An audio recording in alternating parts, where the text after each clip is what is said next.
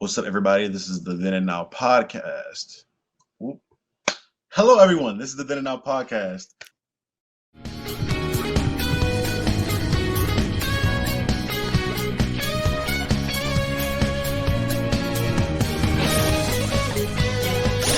All right. Okay. It's a step forward. We're here for the reaction trailer for the Spider-Man No Way Home. This is like the first trailer we've actually gotten to the day it came out. So we're on timing with this one. Congratulations. Thank you, everybody. I'll add in on the applause. Lots of applause. I got my man, King of the Comics, here with me, Anthony Murphy. How you doing? What's up, brother E? Good. How you doing, buddy? How you doing? I'm good. Long week, finals, finishing up school, finishing up the semester. I'll feel a lot better after watching this trailer because my roommate is going crazy over it. He's right on. Let's go ahead and just get into it and get this thing going. So the arms are a little red at them now. They're changing the aesthetic. That's of the arms, right. Apparently. They're showing everybody already. Ever since I got bit by that spider. Got a trailer. Where my life has felt normal. That was when you found out. Wifey. Basically. And in real life too. When you botched that spell where you wanted everyone to forget the Peter Parker Spider-Man, we started getting some visitors. I love it. I love that sound. From That loud. every universe.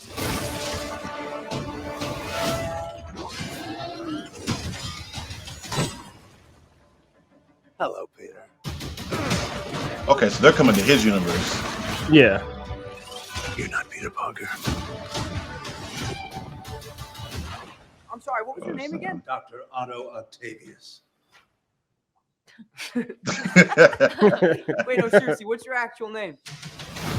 There are others out there. We need to send them back. So, Spider armor. Scooby-Doo this crap. You know, all this is kind of your mess. I know a couple of magic words myself, starting with the word please.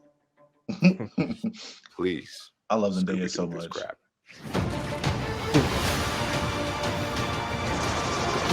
You're flying out into the darkness. Yeah, that's that boy. The Sandman? J. Jonah Jameson. What do you No, it's mean? J. Jonah. They're all No, did you not see the SoundCloud? No, if there's a this trailer, it's sort of something that it's not quite smooth on my end. Yeah, me too. Don't.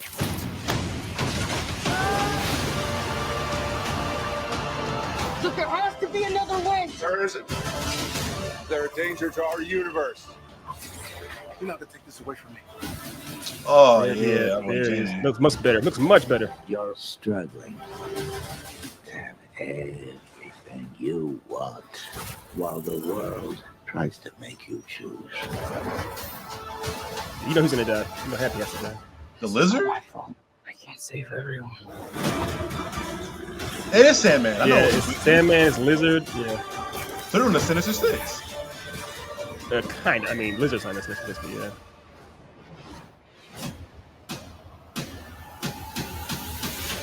Now here, They did the Gwen Stacy thing with her. right? If they kill her off What's too, happening? They're starting to come through, and I can't stop them.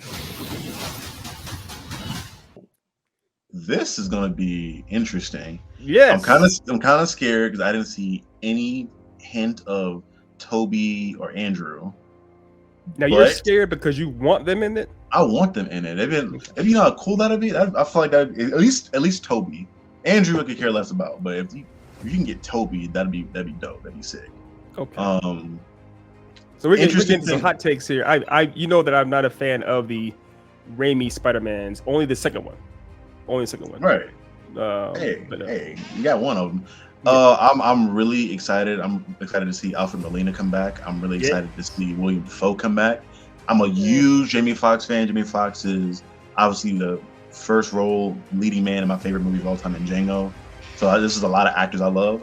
I don't know who they're gonna have play. I'm gonna say Flynn Marco. Kane Marco, Sandman's name. Oh yeah, is it Kane Marco? I think it's Kane Marco. Yeah, it's Kane Marco. I don't know. I don't really know who they have playing him yet. They got the guy from Spider-Man 3, or somebody else because they didn't really show him in human form. Yeah, with Yeah, Thomas the lizard. Yeah, I don't think it'd be him. That looked like a lizard from the Amazing Spider-Man 2. Like that design. It did, yeah, it did. So I'm like, it'd be tough for me to.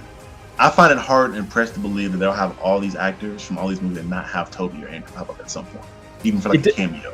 So wasn't that what they were leaking as far as stuff behind the scenes and everything, even having set photos where they showed Tobey and Andrew there? Yeah. So I'm pretty sure they will be, but I credit them for not putting in the goddamn trailer. It's like save something for the actual movie. Right. They already did show us literally the entire, like you said, basically the Sinister Six.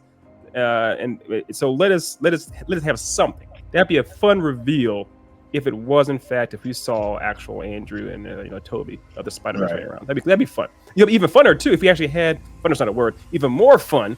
If we actually saw some other people in there too, like that were from the other Spider-Man universes. Like if you had maybe the original Aunt May, if she came back, because she's still alive. She's still acting other stuff. She's still alive. I forgot her name. Cause I ain't gonna lie, man. I know. She's one of the people that I just assumed was there because she was really old. I know like, you She was did. old during the Raimi trilogy, and that was like 2011 or like 2012, right? You cold-hearted bastard. No. I'm glad she's alive. The original Raimi's were like 2002. So that's even older. Yeah. When did the third one come out? Third one's like 2005, maybe 2004. Really? 2004. It was old. Yeah, it's before you were born. Almost. Aunt May is kicking it. Boy, I need to find out what her diet is, because. Yeah. Okay. Yeah. Because it'd be cool to see. It's here's what's interesting to me. They have J.K. Simmons in this. He was in the last movie, Far From Home, and he was already J. Jonah Jameson. So it almost seemed like was this Tobey Maguire's universe bleeding into our world already? I guess not. But it's weird. But apparently there's already some crossover, some cross section in there where there are certain people that are in both universes already. Right. You know what I mean? They have it set to where it looks like that they're not like Peter Parker's not going to be venturing to other universes. They're all coming to the main universe, which is fine. I kind of thought it was going to be like an Into the Spider-Verse type deal, but I guess maybe you'll save that for a later date, probably. But that what's funny is that actually is the same as Into the Spider-Verse. And Into the Spider-Verse, all the other universes came to the what's it called, to the Amazing Spider-Man universe. Well, I mean the comic run, you know what I'm talking about, where they bounce from universe to universe recruiting Spider-Man to fight Morlun and fight the Inheritors and all them. Right. I don't know if that was Into the Spider-Verse is the name of that comic run. No, it was like I think it was like a Wars. It wasn't Secret Wars, but I think it was a Wars. It was like Spider Wars or something like that. I think it was Spider Wars. Yeah. That's what I thought. It was going to be something like similar to that, in akin to where he's bouncing from university. That's how I thought he would meet Tobey and meet Andrew, as him going to universe. That makes sense. That makes sense. I'm ready to see what the dynamic is that split. Well, the thing is that split Doctor Strange's and Peter's alignment, because obviously you saw a thing in there where they kind of I guess Strange is probably doing something a little bit more Tony-esque and just tough in his approach of containing these villains from different universes. I don't know if he's killing them or what, because obviously Peter's like, I don't want to do that. Let's not do that. There's got to be a different way. Which that box to me, I think is a prison. I think it's a prison in my mind. If I'm sort of looks like to me. Yeah, that makes the most sense. It had to be like a box or something. But it is interesting too. Is like, why would Peter be so opposed to containing these villains, in an interdimensional prison box, essentially a phantom zone for Spider-Man villains? We're going full blown into the mystical realm with these characters and everything else. So I love the idea that even Spider-Man Doctor Strange isn't just a small cameo in this movie. He's actually a full blown character. They're rolling together. It's almost a buddy cop situation.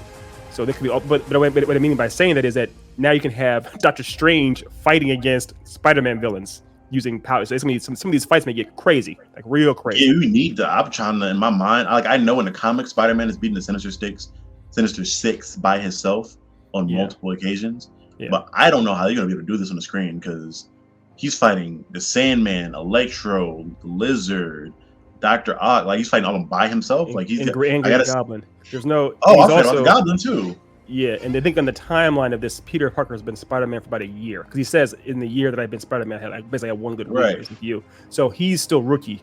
Oftentimes in the comic books, once the Sinister Six come around, he's been Spider-Man for a little while. He actually for a couple of years or whatnot. He knows what he's doing. He's a little more seasoned. He's a veteran. This is a rookie. This guy can't. This Peter Parker is very much a kid. He cannot handle all 6 by himself yet. He has no idea what he's doing. Which is why I think Toby and Andrew come in. That's what makes sense. If it actually makes sense a lot too, because they're aged. Obviously, they've been aged up a lot. I mean, Toby's in his 40s, 50s now. I mean, he's old. He was 28, I think, in Spider-Man like 2 or 3. We can check the ages. But he was already in his late 20s when he's playing Spider-Man back in 2002 or whatnot. Right. I think Andrew Garfield was in his 20s as well. So if Andrew's probably like in his late 30s, maybe early 40s. Probably his 30s, somewhere in there. But even if that's the case, they're aged up enough to be kind of like, seasoned veterans to Peter in this. Right. So yeah, that makes perfect sense for them to be his mentors in some capacity as far as helping him fight them. And that would be dope. I agree. That would be dope to see like multiple Spider-Mans fighting multiple Sinister Six villains together while Doc Ock is doing, while Doctor Strange is doing his powers and stuff in the background. I honestly think that'd be like a mini Infinity War in the sense of like all that nostalgia coming back from all the people that were fans of the Raimi trilogy, the fans of the Amazing Spider-Man, almost that trilogy, but the 2 movies they were gonna do, the third one got canceled. Right. Yeah, you bring in fans for all 3 of those. It's just a nostalgia overload. I'm excited. Yeah, I'm really excited. You can do fan service right. Fan service isn't a bad thing. And they showed him wearing, which looks like the version of obviously the spider armor, but then the other spider armor, the one that Tony designed with I think it originally showed up in Civil War, right? The red armor with arms. Yeah. So I'm looking forward to seeing the kind of always fun to see the new armors he gets. I really hope he gets to break like a different suit. Like I never liked this version of the spider armor, honestly. This is where I'm gonna be my comic purist and say that I like the original spider armor the best. In the comics, just the red and blacks, the red and not red and black. That's the red and gold. Right. Like the original one. It looks like an Iron Man suit, pretty much, just like this red with gold tint on it, and the arms are pure gold. But this one's kind of like I don't know. I wasn't a fan of it. Right. This next one looks like the one suit in it kind of looks like a stealth suit a little bit. Yes. That's what I noticed too. It almost looked like his Secret Wars armor, where it was like it looks like actual like black with a silver armor on top kind of thing. I'm ready to see what they're gonna do at the end. I'm pretty sure at the end they're gonna like return things to a status quo where his friends don't know who he is. Probably. Yeah. Even MJ, man. I mean, we gotta talk about this real quick too. How it showed Mary Jane falling, and it showed Peter, of course, or Spider-Man reaching for her. Right. It would be weird if they killed her off too, or put her in a position where she was severely injured right after we just saw it happen to Gwen Stacy in Spider-Man 2, the Andrew Garfield Amazing Spider-Man 2. Right.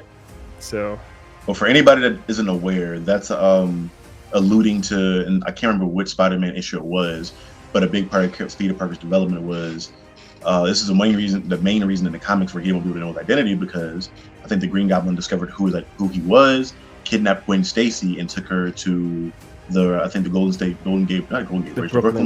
Brooklyn Bridge, and dropped her off. And then just like in the Spider-Man 2, the Amazing Spider-Man 2, he webbed her up to try to catch her, and it like broke her neck. Or like the force killed her. Right. So that's a big thing. Obviously, it doesn't look like that he needs to spray a web to catch MJ this time, because his fingertips were kind of close to her. Maybe he just grabs her or like catches her. Yeah. But that's obviously a reference to that. I still got hope for one of my favorite villains in Mephisto, just because this whole story is reminiscent of the One Last Day arc of Spider-Man, where he went to Mephisto to try to I think he sacrificed his marriage with MJ for people to not know his identity or whatever. So hey, I don't know. Maybe Mephisto pops up. I don't know. Or maybe it's the evil Doctor Strange. We'll see.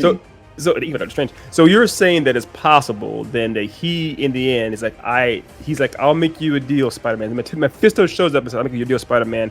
I will let you go back to your old original world, get rid of all these villains, deal with Doctor Strange for you, if you give me MJ. And he's like, well, okay. And that's what we're seeing at the end of that trailer when she's fallen. Basically, he's made that deal with Mephisto. Or it may even be so. Let's say it's like this. Let's say Mephisto just says, are you willing to sacrifice something that you like, something that you love? And Spider-Man doesn't know what it is yet. And then he finds out, what it was he wanted me to sacrifice was actually MJ. I could also see it being, because we know that the What If show was canon. So we do know there's still that evil Doctor Strange that's guarding the Ultron and the the Killmonger in there. So possibly he comes out, because obviously he had to let go of his love interest in the show. So maybe he is the actual Doctor Strange that's in control now. It's not the regular Doctor Strange. I've heard that theory going around. So we don't know. I mean, I love for it to be Mephisto, because that means Ghost Rider's not too far behind. If we get that, I'm always hyped for that. But of course, we'll see, man. We'll see. I'm excited. If here's what I'll say though, we gotta end this.